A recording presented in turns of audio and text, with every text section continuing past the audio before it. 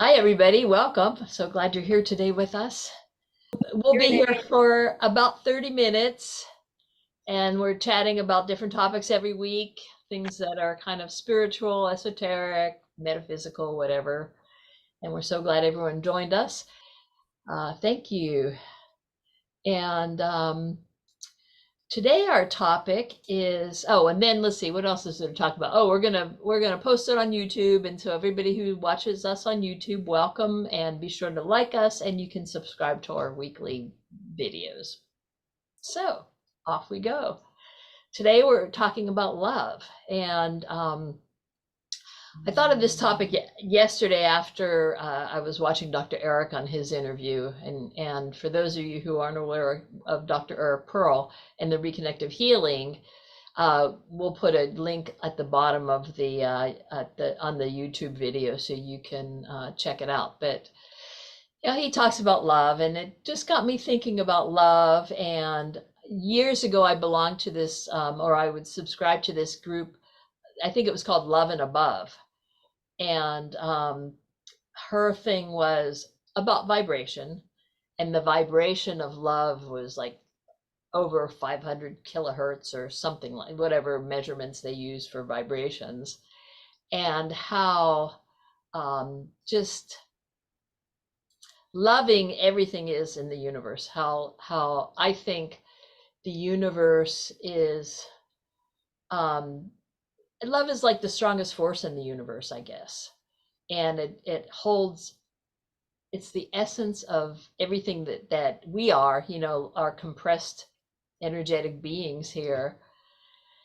And yet, um people say I love you, you love me, but then suddenly they do something you don't like, and then they hate you or you hate them, and what's this all about?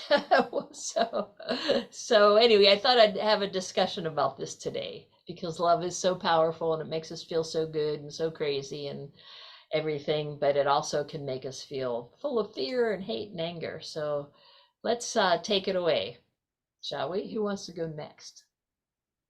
I'll mute myself. Uh, I love how we're tackling this topic at the end of February because I feel like we have Valentine's Day, love is the focus, and then like the holiday's over and we move on to, you know, some other holiday. Now we're on to luck and green, but uh, it's eternal. And um I was thinking over the last couple of days, where does love end? And does it, when love ends, is that also where it begins?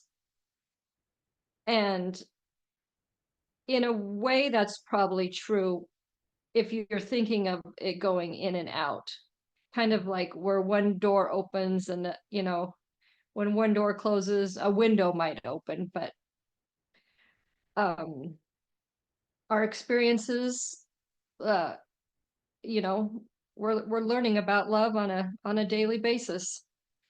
Truly here to know, to find out who we are, reveal to ourselves our own self. Well, Yeah. Oh, I'm sorry. Go ahead, Mary. go ahead, Gina. That's fine. Oh, okay. Thanks. Yeah. I see love is what we are. We are love. It's a matter of being in touch with that consciously, in our consciousness, all of that. And lots of times when we say we love somebody, whether it be a friend or a relationship or something, there are conditions there that are unspoken because we're so wrapped up in, let's say, a honeymoon or whatever it might be, that we don't see that yet. But of course, as things go, things suddenly come up and, oh God, maybe I made a mistake. I don't really love this person as much as I thought. But it's not just relationship love. Um, love for the planet, love for animals, love for peace on the planet, all these things are all about who we really are. And, let's say, even in a war, you side with one country against the other. Your military is the best. Your country is about democracy. The other country's not. It's evil. All the people there just don't matter. We do all of these things all the time in history. until we do the inner work and really realize who we are and live it each day, such as in reconnective healing, nothing's going to change for us or anyone else. So like I always thought, in a relationship, if you're in one, I think right at the get-go, it has to be established as unconditional. And to call each other on it when it starts becoming conditional and remind each other that this was our pact coming in. It's unconditional. Okay. So these are just some thoughts at the top of my head. Yeah, that's beautiful, Gino. Thank you for sharing that. I like that. Mary. Thank you. I think that's really wise. Certainly in a relationship, love needs to be unconditional, but I would say all love needs to be unconditional. That's part of the definition of love, is that it is unconditional. And in English and probably a lot of other languages, we use the word love to describe certain attitudes. Like, I love French bread. I love this. I love that. I hate this. I hate that. But if we take that step back, and if we believe that we are love, then we need to live who we are. It's a matter of living who we are, not where we are, not how we've been raised, but be the love and let it guide our actions and attitudes. And how easy is that? Oh, it's so easy. Yeah, no, I think you're right. Living and being love. And there is a difference, I think, between realizing, being love and being in love, because that in love is kind of like the finite, the experience of something that you really maybe like or feel like you love it. But being love is that, I think of it as kind of like just floating around, being the light, reflecting the light that is available to all of us, and that unconditional acceptance that you were talking about, Gina, that kind of unconditional. I mean, I remember years ago, I was doing a Qigong routine, and at the end I added a couple of things, which of course we weren't supposed to do, but I did anyway. And one of them was imagining my heart as the love coming into my heart, and it was a flower, and the flower would blossom. It was like, it started out as a little bud, and then it would open with the love from the universe that was coming in. And then I felt this unconditional love, and it's the first time I had ever actually experienced, at least I remember ever experiencing, unconditional love like that. And it was so powerful. I mean, I actually almost started crying because it was such an unusual feeling, and I loved it. It was so great, and it was totally unconditional, and it opened a door for me that, that just, I remember that now. I'm always not always feeling it, but that knowing that it's available. That's beautiful. But is it okay if I hate asparagus? No, I'm sorry, Gino, it's not okay. Damn, got more work to do. You don't have to eat it, but you should hold it in love. I I'm going to think go to the supermarket today. Okay, I'm going to do that.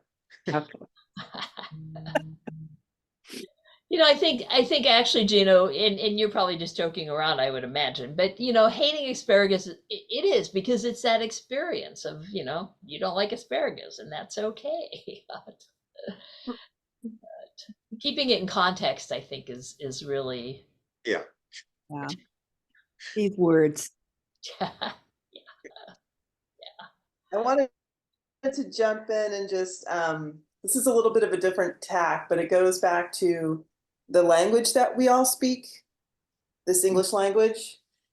And I'm just curious if this particular language, which I brought this up before, it's, we objectify things, and we struggle with it because it's sort of abusive by design.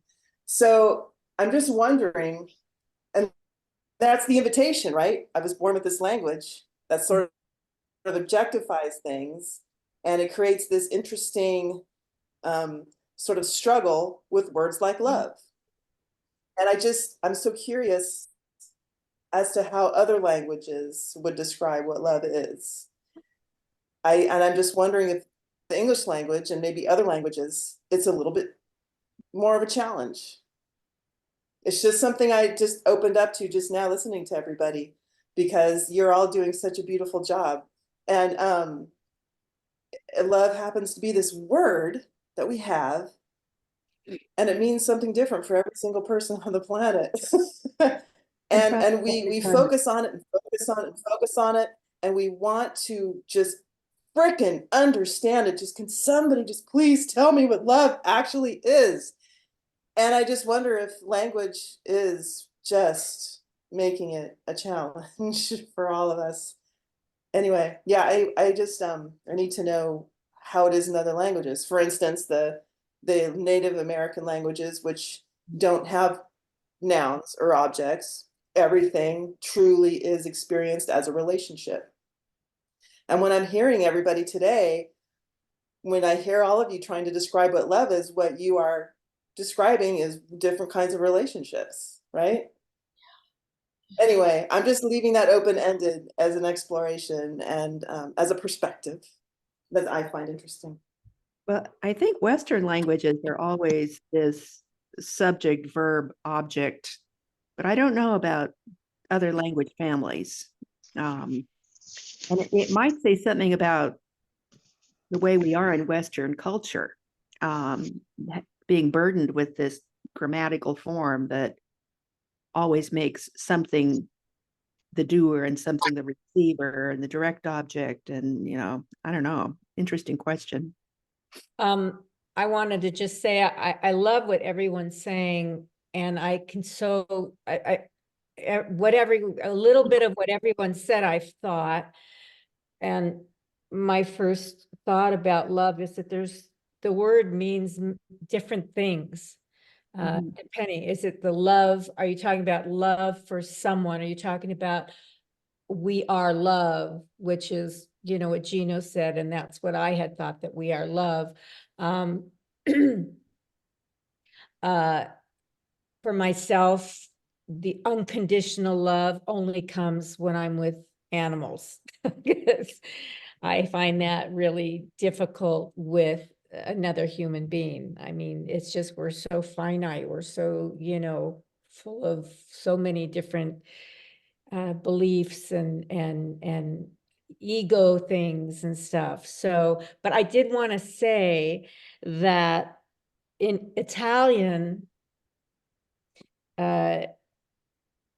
ti amo is I love you, but they also say ti voglio bene, which means, and when I lived there, I said, but I don't understand. Ti voglio bene is like, I love you, but it's not, so if you translate it in English, ti voglio bene, I want you good, that's what it means. So just as an example of your question, afraid I'm going to say your name wrong. Marin.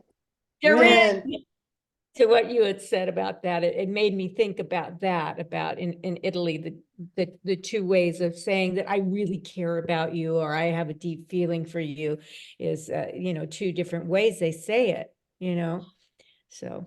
Yeah, that's interesting. It's like almost like I see you. I watch, I see you, and that does almost, give it a little bit of a different perspective, I think. Yeah, I think there's more shortcuts to what love is in other languages. And I think that's what I think the English language, I think we're sort of behind a lot of other languages, especially like Julie said, in the animal world, they know what love is. Yeah. And they don't have a spoken language, so to speak. Well, actually they do. They make vocal noises. We don't know how their communication really is. I mean, I see it all the time between my cat and my dog. They are communicating by, I don't know what, touching sometimes, or just looking at each other. I don't know. But you know. Yeah. Yeah. And to me, music communicates love better than anything. Yeah. I still struggle with this gosh darn English language that I am born into. And I really appreciate this group because it's helped me understand that the English language is an invitation to work through this. The English language wants to understand what love is. It wants to have what other languages have, and it wants to have what the animals have. And it wants to have a shortcut to, however we figure love out. It probably means like 3 or 4 different things. At the moment, it means 7 billion things, but we'll get this worked out. Maybe. The animals will help us. Yeah, the animals, they live, I think, driven by instinct. So, and that when you live that way, I would think that unconditional love or unconditional anything would be the way it is. I don't know if that made sense, but Yeah, when I think of that and what you're talking about, Julie, with animals, to me it's just being. I mean, they just Yeah. are being, and exactly. Yeah, they're connecting on that level of just I'm being and you're being, and it's almost like I'm seeing you, I'm being with you or like a something. vibrational level, which we have too. We just, Oh. I think animals are the only creatures that we can consistently love up close. A lot of it, like loving your fellow man, distance is so easy. Yeah, I love my fellow man. And there's this poem by G.K. Chesterton where he ends with the line about how easy it is to love your fellow man and hate your next door neighbor. It's the up close that's difficult. it's kind of got to be that impersonal love, Yeah. Yeah. Yeah, I Well, was I just think, thinking, go ahead. I just wanted to say before my train of thought floats away that love to me is an action. To love is a decision and it's an action. So the best definition that I've ever heard of love came from Dr. Scott Peck, who wrote the book called, God, what the heck was the name of the book? The Road Less Traveled was one of his books. Yeah, that book. And his definition of love was love is the will to extend oneself to nourish one's own or another's personal or spiritual growth. And I always love that definition because it really is taking an action in the spirit of being present for somebody else while they learn something or they experience something they don't know how to do, or it's just, taking something away from them or helping them, or allowing them to grow in new and different ways that they've never experienced before. It is maybe my definition, but it's one that I've always found very meaningful to me because it can be very confusing, and I think the part about it being in relationship, we are in relationship to everything, everybody and everything, every moment of every single day. So I can be anywhere, I can be traveling anywhere, and the person who's sitting across from me at that moment in time, they are my focus of attention, because I think that the more we learn to extend our focus and our attention outwardly, that to me is absolutely what love is. The other day, rather, I was watching a mother struggle trying to get her stroller into a store. And the entrance to the store was, well, very strangely created, or the architecture was a bit weird because they had to go around all these corners to get in. But she was really having a hard time. So I noticed that. And before I passed by, I stopped and I said, "Are you okay there? Because I'll just hold the door for you while you figure it out." And then I waited until she did figure it out.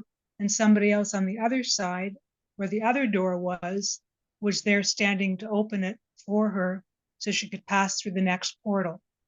And to me, that was taking a moment to make somebody else's life a little bit easier. whether I knew them or not didn't really matter. Yeah. Whether they were important in the scheme of things, we're all important. And I think Yes. the more that we extend that, the greater the benefits will be for everybody. So And I that's think my that 2 cents without- worth. It's probably a quarter, but Thanks, Renee. Thanks. Yeah. And I think that that's great. And that's a beautiful example. But I think Gino had something. We're starting to kind of get close to the end of our time. And Gino had something he wanted. Right. Yeah, I love what you Thanks. said, Renee. And I try to engage that myself too. But we were talking about animals, and it's more than just instinct with animals. There is instinct involved. There's definitely communication going on between a dog and a cat. And, am I afraid of you? Do I like you? You're strange. I don't know what you're about. Let me figure you out kind of stuff. But then we can also go to mother animals and their children, and that's just as beautiful as humans, really. You see, wild animals, let's say, lions and so forth, protecting and loving their children, or in animal agriculture, in the dairy industry, a mother gives birth to their calf, and their calf is taken away from them. And I've seen many films where the mothers are crying for days Mm, because they lost their child. So, all of that's there in the animal kingdom as well. yeah. So, they know love. They do. They have community. They have all that. Well, one of the things that I thought of when Renee was talking about love was I heard a thing on NPR not too long ago, and they were asking a question about somebody's idea of heaven, and different people would call in with what their ideas of heaven was. And to me, the best answer, and I think it's the first one that they shared, so they probably thought so too, being someplace where all your animals were, you had had during your life, and they had all transitioned. They're all there now, and they all get along great. And that is just such a beautiful. To me, that's actually the definition of love too. It's just so. If it's okay, I just want to take us back to, and this came from Dr. Eric Pearl, one of their, maybe they still say it, I don't hear him say it as much, but be the fungi, to me, is love. And that's what came up when I was listening to Renee and listening to all of you. And it's really just know your own perfection, show up as your own perfection, and know it in others and allow them to receive it. And that's what fungi do. They know they're each individual perfect. And if there's a fungi next to them that is broken, they become whole again because they all know their own perfection and they What's don't. a fungi? Fungus. Huh? Be the fungi, yeah. I'm sorry, Julie, what'd you say? I said, what's a fungi? It's the It's the like a plural mushroom. for a fungus. Oh, Fungus, yeah. okay. But That's it. we're all made up of microbes. We think we're humans, but all we are is a bunch of microbes. And so the better we understand fungi and how it operates and that it is what we are made of, it just makes it very easy. Yeah, that's true. In fact, there was an incredible movie about, I think it was called Incredible Fungi or Fantastic Fungi or Yeah. something. I don't know if you saw that, Yeah. but isn't that awesome? Yeah. Yeah. And that interconnectedness. You introduced that movie to me. Yeah. I think these So if small you want to know what love is, We're losing you, Doreen. um, oh, I think these small ways that we're talking about, like the fungus level and your next door neighbor and exchanging a smile or letting the stroller go through, are so much more important than loving our fellow man. It's in the particular moment where I think we get that burst of a rise in consciousness that's going to affect everything.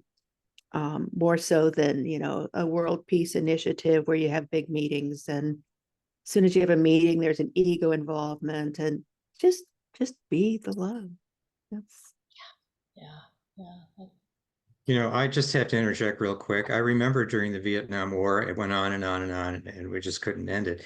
And then they decided to have the Paris peace talks. And then it delayed, I don't know how many months the peace talks were delayed because one country wanted the table that they were going to meet at to be a certain shape. Perhaps you remember that. And I'm an activist at the time, and I'm going out of my mind. I said, a table, what is that about? Yeah. It's hysterical to think about now, but It was a big deal. yeah. Ego. There it is, the ego. Yeah. Yeah. Yeah. Yeah. Gosh, it's hard to believe we have a few more minutes, but yeah, this has been a great discussion, and I love hearing everybody's comments, and Word. yeah, and I think the fastest way to get in touch with the love that we are is to think of what you think is beautiful. And like, if you're going about your day and you encounter something beautiful and you stop and you recognize, oh my gosh, that's beautiful, no matter what it is. I think that's where we see ourselves. We think we're seeing beauty outside of ourselves, but we're really seeing a mirror for what's inside ourselves. yeah, Nice. And I think Every day. and I think I kind of learned this from Dr. E, where like one of the kindest things you can do or is and I've done this a couple times at the senior center when I just want to spend time with someone, and I'll just say, tell me about what you loved in your life, you know. oh, that's great. Yeah, I find that if I'm feeling uncomfortable about something, I will just sit there and say, I am love, and and that kind of brings me back to that place of knowing or peace. Or but I think you're right, Mary. I like all the just little seemingly inconsequential gifts that we share with each other on a day-to-day basis. Now, the smile, the holding the door, the just being, with somebody. And I was thinking about this morning, somebody who I knew who didn't like wearing masks because they said, it covers your smile. And I remember thinking, gosh, I would smile at somebody with a mask on and my eyes would light up. I mean, nobody ever had any trouble knowing when I was smiling at them, even if I had a mask on. So it's that essence. I think that love essence. Yeah. Oh gosh. Well, thanks everybody for joining us today. I think it's just about time, and I appreciate everyone's comments and input. And those of you who didn't share, I know that you're here with your heart, and just being is absorbing, and yeah. So thanks for all your shares, and we'll see you next week. We've stopped doing the music because it was just too abrupt, but love you all. Thanks. See you Bye-bye. Thank Bye-bye. you. Hey. Thanks. Bye, everyone. Ah. Bye-bye.